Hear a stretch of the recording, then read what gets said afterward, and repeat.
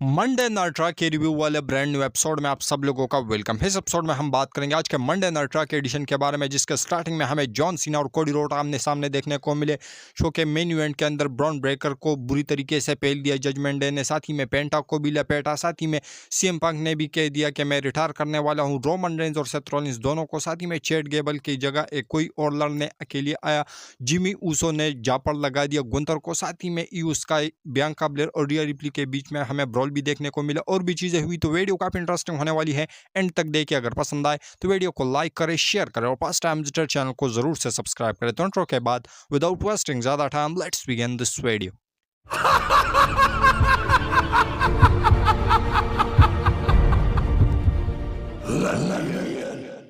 तो सबसे पहले जो शो की स्टार्टिंग है वो हमें देखने को मिलती है 16 time world champion the heel John Cena के साथ में। वो रिंग के अंदर आते हैं और कहते हैं कि भाई लास्ट वीक जो कुछ मैंने कहा था वो तो तोड़ा था, लेकिन अभी मैं आप लोगों के साथ कुछ और कहने वाला हूँ। जिस तरीके से मैंने आज से 25 साल पहले आप लोगों के लिए एक चीज़ लेके आया था, वो थी स्पिनिंग टाइटल, लेकिन उस टाइम पर तुम लोगों ने उसकी कदर नहीं की। तो इस वजह से, तुम्हारी खुशी की वजह से मैंने उस टाइटल को वापस लेके गया, और अब मैं जब चैंपियन बनूंगा रेसलमेनिया के अंदर, जब मैं कोडी रोड से टाइटल ले लूंगा, तो मैं उसके बाद स्पिनिंग टाइटल को वापस लेके आने वाला हूं। और इसी चीज़ को एक दो दिन पहले जो है जॉन सीना ने अपने इंस्टाग्राम के ऊपर पोस्ट भी किया था। स्पिनिंग टाइटल के साथ में जॉन सीना हमें देखने को मिले थे, तो मैंने आप लोगों को बताया भी था कि जॉन सीना जो है वो स्पिनिंग टाइटल को लेके आते हैं। उसके बाद वो रिक प्लेयर को भी लपेटे में ले लेते हैं और कहते हैं कि भाई को जो रिक प्लेयर है उसका टाइम ख़त्म होने वाला है और मैं ही अकेला ही चैंपियन बनूंगा और मेरा रिकॉर्ड ही WWE के अंदर रहेगा। और उसके बाद वो कहते हैं कि तुम लोग डिज़र्व ही नहीं करते, क्योंकि तुम लोग दोगले हो। तुम जो है आमने सामने एक जैसे पीठ पीछे जो है मेरी बुराइयां करते थे, और तुम लोग जो है, मैं अब तुम लोगों के असल चेहरे को पहचान चुका हूं और अब तुम लोगों के अगेंस्ट ही मैं सारी चीज़ें करूंगा। और उसके बाद वो कहते हैं कि जब मैं रेसलमेनिया के अंदर चैंपियन बनूंगा तो उसके बाद मैं अपनी टाइटल को हारूंगा नहीं, बल्कि मैं उसको अपने साथ ही रिटायर करके लेके जाऊंगा और तुम्हारे पास ही डुप्लीकेट टाइटल आप लोगों के लिए WWE लेके आएगी। उसके बाद कोडी रोड का थीम सॉन्ग बजता है और उसको काफ़ी ज़्यादा तगड़ा रिएक्शन भी मिल रहा था। वो आते हैं और कहते हैं कि भाई तू क्या कह रहा है कि मैं स्पिनिंग टाइटल को लेके आऊँगा, तू झूठ बोल रहा है, क्योंकि तू मेरे से टाइटल पहले तो जीत ले और उसके बाद जो है वो टाइटल नीचे रख लेते हैं मैट के ऊपर और कहते हैं कि ज़रा इसको तो हाथ लगा, लेकिन जॉन सीना उसको हाथ नहीं लगाते। उसके बाद वो वहाँ से जाने लगते हैं जॉन सीना। इसके बाद जो हाथापाई है वो हमें इन दोनों के बीच में देखने को नहीं मिली, लेकिन कोडी रोड ज़रूर ये कहते हैं कि भाई मैं रेसलमेनिया के अंदर अपने एड़ी चोटी का दम लगाऊंगा और इस टाइटल को रिटेन भी करूंगा। और उसके बाद वो कहते हैं कि मैं जॉन सीना तुझे तुम्हारी औकात ज़रूर दिखाने वाला हूँ।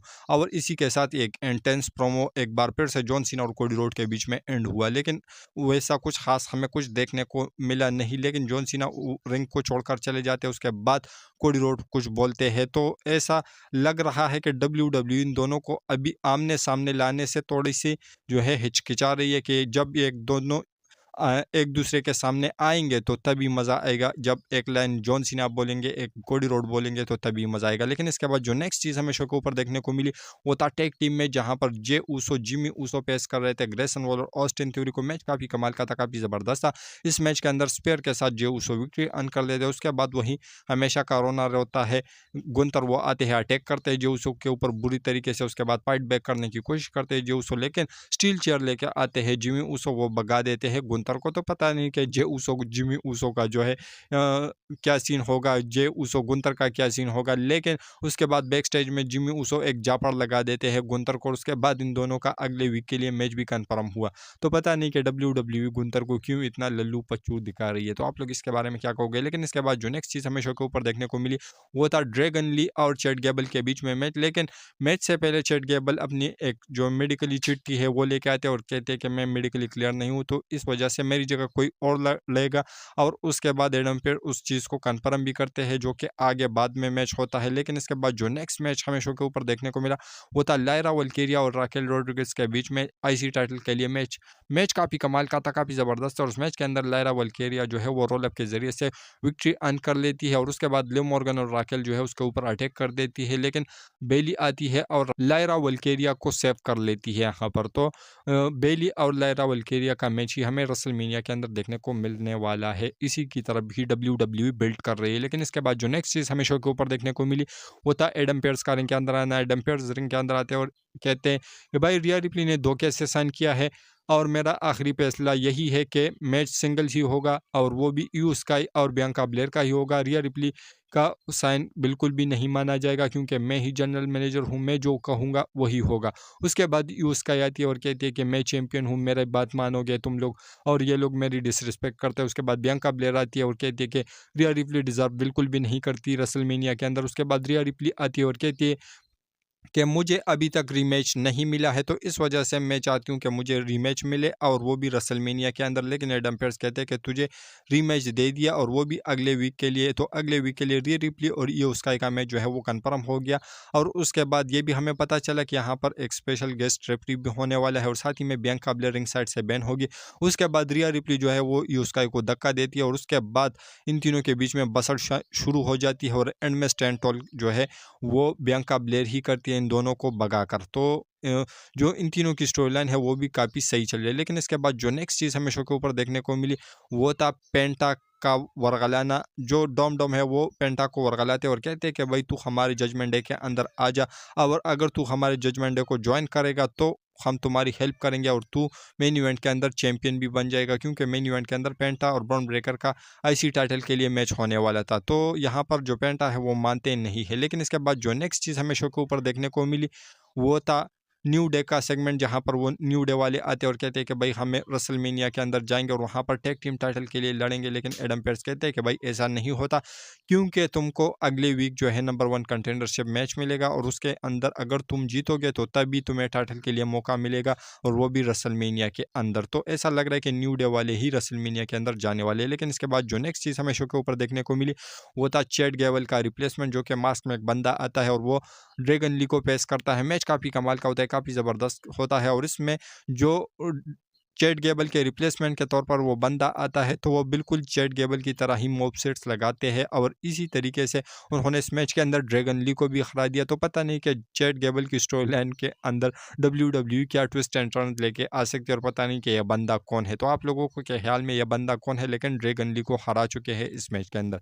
लेकिन इसके बाद जो नेक्स्ट चीज़ हमें शो के ऊपर देखने को मिली, वो था सीएम पंक का रिंग के अंदर। सीएम पंक रिंग के अंदर आते हैं और कहते हैं कि मैं यहाँ पर इस रिंग के अंदर आता हूँ। सबसे पहले तो एक छोटी सी वीडियो क्लिप भी दिखा देते हैं, जहाँ पर सीएम पंक और स्टेफनी मैकमैन जो है वो दोनों, उसका जो नया पॉडकास्ट चालू हुआ है, तो वहाँ पर पहले और स्पेशल गेस्ट थे सीएम पंक, तो वहाँ का हमें थोड़ा सा फुटेज दिखाया जाता है। उसके बाद सीएम पंक प्रोमो कट करने चलते हैं और कहते हैं कि भाई जो रोमन रेंस है वो कहते हैं कि पॉल हेमन मेरा वाइज मैन है, लेकिन मैं उसे ये बात कहना चाहता हूँ कि पॉल हेमन जो है वो किसी और का भी वाइज मैन है। सेथ रॉलिंस जो है वो शुरुआत से, जब से मैं इस WWE के अंदर आया हूँ तब से ही वो मुझे नापसंद करता है। रोमन रेंस जो है वो भी मुझे नापसंद करता है। लेकिन मैं आप लोगों के साथ एक बात शेयर करना चाहता हूँ, वो ये कि मैं रॉयल रंबल के अंदर हार गया, एलिमिनेट हुआ इन दोनों गधों की वजह से। एलिमिनेशन चैम्बर के अंदर मैं नहीं जीता और वो भी इन दोनों गधों की वजह से। तो अब मैं इन दोनों को रिटायर करने वाला हूं, क्योंकि इन दोनों को मैं WWE के अंदर लेके आया और आज ये जो कुछ है मेरी वजह से है, क्योंकि शील्ड मैंने फॉर्म की थी।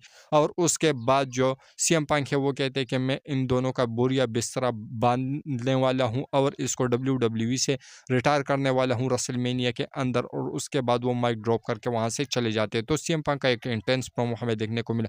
और इसके बाद जो लोगन पॉल है उसका भी एक छोटा सा कैमियो हमें देखने को मिला, जहाँ पर लोगन पॉल कहते हैं कि अगले वीक वो आएगा और वो एजे स्टाइल को कॉल आउट करेंगे। तो एजे स्टाइल और लोगन पॉल का भी कुछ सीन हो सकता है। लेकिन इसके बाद जो नेक्स्ट और मेन इवेंट हमें शो के ऊपर देखने को मिलता है, वो होता है आईसी टाइटल का मैच, जहाँ पर ब्रॉन ब्रेकर टाइटल डिपेंड्स कर रहे थे अगेंस्ट पेंटा। मैच काफ़ी कमाल का था, काफ़ी ज़बरदस्त था। रिंग साइड पर जजमेंट डे वाली भी थी, लेकिन मैच के अंदर इंटरफेरेंस नहीं कर रहे थे। उसके बाद मैच काफ़ी ज़्यादा कमाल का होता है, काफ़ी ज़बरदस्त होता है। एक मूवमेंट ऐसा आता है कि जो पेंटा है वो हारने वाले होते हैं इस मैच को, लेकिन पिन बेलर, कार्लिटो और डॉम डॉम है जो है वो अटैक कर लेते हैं ब्रॉन ब्रेकर के ऊपर, और वो भी स्टील चेयर से। उसके बाद ये जो मैच है वो नो डिस्क्वालिफिकेशन के जरिए से एंड होता है। उसके बाद पेंटा को चेयर थमाते और कहते हैं कि भाई इसके ऊपर अटैक कर, लेकिन पेंटा अटैक कर लेते हैं डॉम डॉम, पिन बेलर और कार्लिटो के ऊपर। लेकिन उसके बाद वो 3 बंदे थे, ये अकेला था, और उसके बाद पेंटा का बुरकस उतार दिया मार मार के।